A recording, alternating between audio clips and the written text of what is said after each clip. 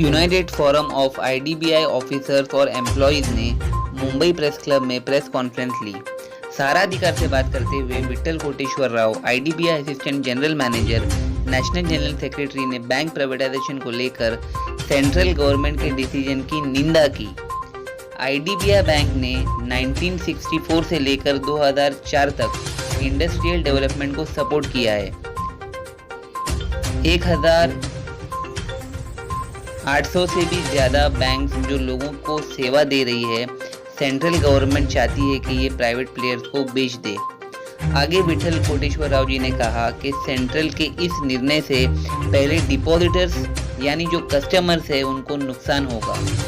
Government bank होने के नाते बैंक में 2 लाख करोड़ की राशि जमा है जो डिपॉजिटर्स ने एक भरोसा करके निवेश किया है। अगर ये प्राइवेटाइज होते हैं तो इसमें भारी नुकसान होने की संभावना है। आगे उन्होंने कहा कि कोई भी गवर्नमेंट बैंक में लोगों की खून पसीने से कमाई हुई राशि बहुत ही सुरक्षित रहती है और हमने काफ़ी प्राइवेट बैंक महाराष्ट्र में देखे हैं जो फेल हुए हैं। उन्होंने कहा कि कैसे पंजाब और कोऑपरेटिव बैंक फेल हुए जिसकी वजह से कस्टमर्स को उनकी राशि नहीं मिल सकी। चाहे क्रॉप लोन हो, चाहे किसान क्रेडिट कार्ड हो, चाहे एजुकेशन लोन हो, ये ज़्यादातर प्राइवेट सेक्टर बैंक ही देते हैं। जिसके मुकाबले प्राइवेट सेक्टर बैंक तो ये लोन देते हैं लेकिन उनका कंट्रीब्यूशन 5% से भी कम है।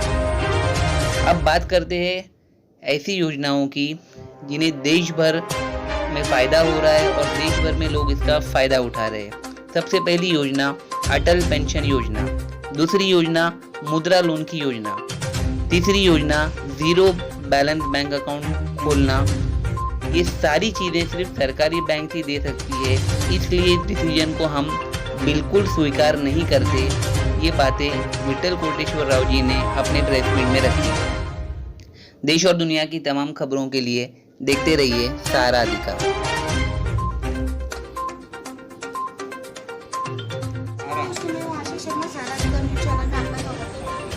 देख रहे थे समस्या काफ़ी गंभीर होती जा रही है। लोग सड़कों पे आके हड़ताल करना शुरू कर दिए हैं। हमारी जो सरकार है वो लोगों को अनदेखा कर रही है। इसके बारे में हम जानने की कोशिश करेंगे। आज प्रेस क्लब में काफ़ी बड़ी मात्रा में यहाँ पे पत्रकार परिषद हुई, उसकी जानकारी के लिए सर नमस्कार। क्या कहना चाहोगे, क्या मांगे आपकी, क्यों आपको ये कर? हम united forum of IDBI officers and employees की तरफ से जो all India bank employees association और all India bank officers association को रिलेटेड है, हम ये कहना चाह रहे हैं कि जो सेंट्रल गवर्नमेंट का डिसीजन है, जो गवर्नमेंट बैंक आईडीबीआई बैंक जो 1964 से 2004 तक इंडस्ट्री डेवलपमेंट के लिए सब कुछ सपोर्ट किया है नेशनल बिल्डिंग के लिए, तो 2004 से अभी तक कॉमन मैन जनरल पब्लिक को 1887 ब्रांच की तरफ से सर्विस दे रहा है, उसको अभी सेंट्रल गवर्नमेंट ये चाह रहा है कि प्राइवेट प्लेयर्स को बेच देंगे। तो ये निर्णय से पहले डिपॉजिटर कस्टमर्स को नुकसान होने वाला है। गवर्नमेंट बैंक होने के नाते 2 लाख करोड़ डिपॉजिट बैंक में है, उन कस्टमर्स को नुकसान होने के लिए संभावना है। Sir, recently we have seen that the employees of State Bank of India, one of the most reputed banks of India, and many other banks have strictly condemned the privatization of bank. And on behalf of IDBI, you are also taking a press conference. So my question is, sir, listen, my question is that what is the main disadvantage of privatization of the bank? How will it impact the banks? In any government bank, the hard-earned money of the depository is 100% safe, including interest. You go to any private bank, and we have seen many private banks which have failed. In Maharashtra, Punjab and Maharashtra Cooperative Bank failed. Even today, the customers are unable to get their entire money. How PMC bank निकाल दिया, दूसरे bank का नाम डाल दिया और government बोल रहा है कि पीएमसी बैंक का कस्टमर्स को उनका पैसा अभी नहीं आएगा, कुछ साल के बाद आएगा। Then hard earned money is at risk. And Yes bank also failed.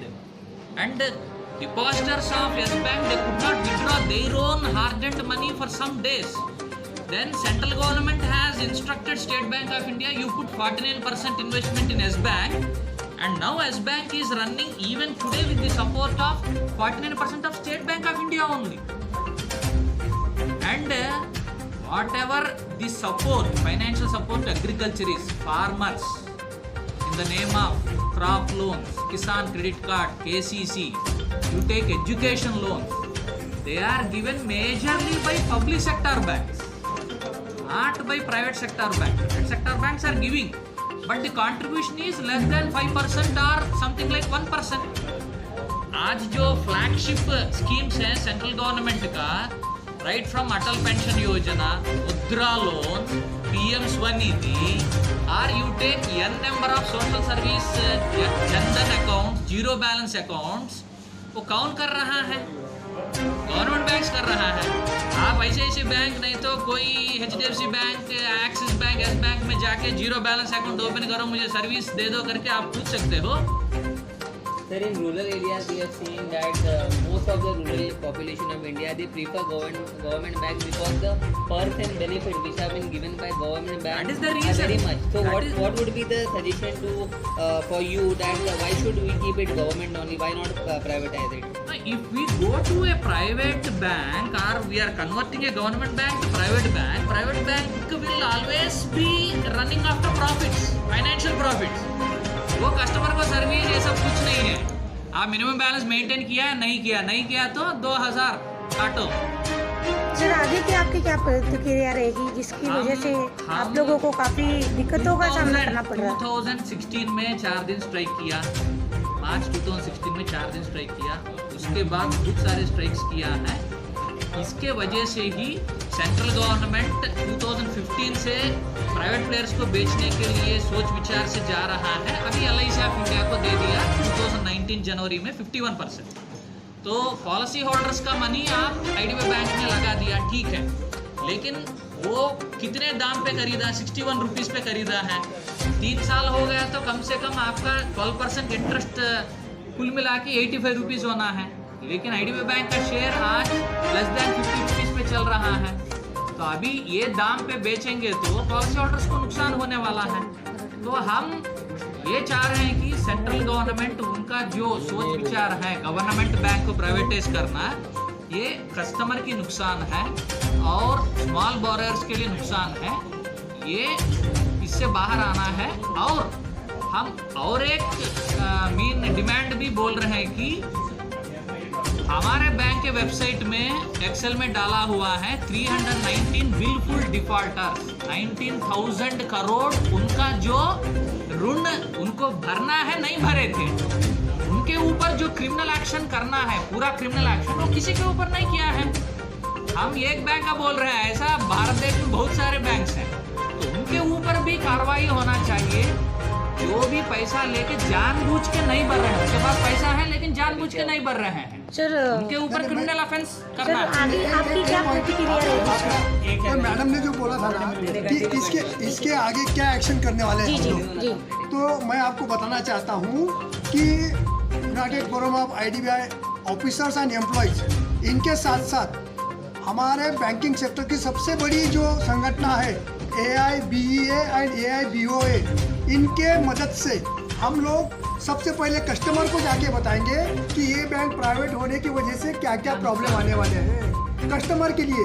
उसके बाद हम लोग गवर्नमेंट के पास किसके थ्रू, जो हमारे MPs जो हमको सपोर्ट करते हैं, जो हमारे MLA जो हमको सपोर्ट करते हैं, उनके लेटर लेके हम लोग गवर्नमेंट को देंगे, निर्मला सीतारमण मैडम को देंगे कि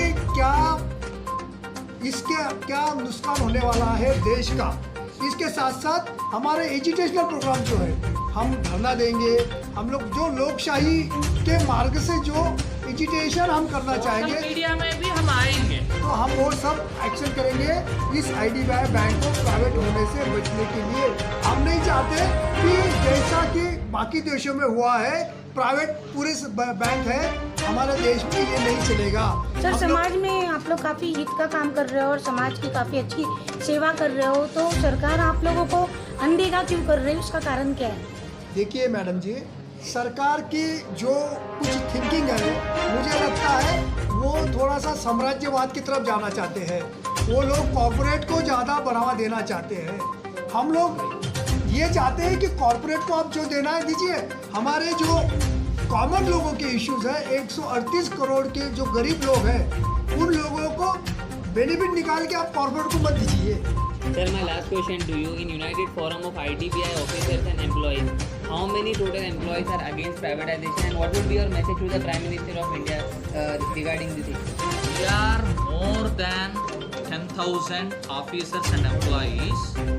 All are against the decision of the government because इनमें से 400 visually challenged, visually impaired and physically challenged हैं, जो गवर्नमेंट बैंक में रिजर्वेशन पॉलिसी के थ्रू ज्वाइन हुए हैं, सर्विसमैन हैं।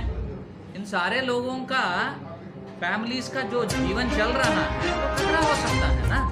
5050 विमेन एम्प्लॉइज हैं, जो विमेन एम्पावरमेंट हम बोल रहे हैं, उनका नौकरी चला जाएगा तो क्या होगा? वो सड़क पे आएंगे ना। तो हम ये चाह रहे हैं कि इतने बड़ा भारत देश में इतने बड़ा आमदनी पॉपुलेशन है, तो गवर्नमेंट बैंक ज़्यादा नंबर होना चाहिए, ज़्यादा ब्रांचेस होना चाहिए, ताकि कस्टमर सर्विस मिलेगा। आप नंबर कम कर रहे हो, ब्रांचेस को क्लोज कर रहे हो, तो कस्टमर सर्विस क्या मिलेगा?